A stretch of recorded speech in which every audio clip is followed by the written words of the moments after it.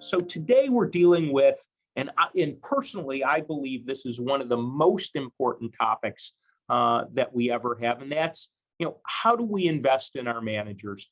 And we're going to deal with several things here today. One is the importance of training managers to identify workplace issues and understand their role. I think this is one of the areas that I see on a regular basis that our clients struggle with. Many managers they're hired, they're good employees, they have longevity, and many times, and you'll hear me give this assessment on a regular basis, that they are promoted based on longevity. They're promoted because they're good at the technical aspects of their work. They do a good job at what they do, and they're promoted based on that longevity, but they are not necessarily given the tools that allow them to become great leaders.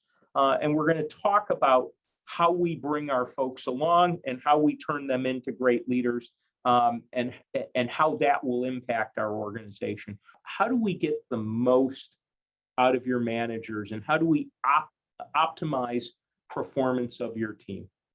And I'm going to start out by saying this.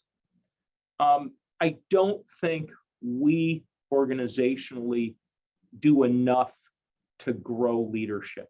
And we've talked about training as it pertains to identifying areas of risk and liability. Those things can cause exposure and can impact you economically. But I'll tell you, it's probably more important that we give our managers the tools to be great leaders.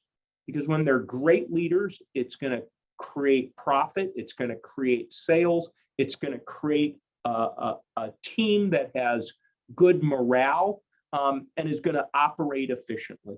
This global process of doing these 360s, number one, is incredibly valuable for working with employees with growing leadership. The other time that I do 360s, and again, I guess I'd like to see in the chat, are people doing 360s just as a part of management growth and leadership training? Or are you only doing them in situations where you're salvaging a problem leader?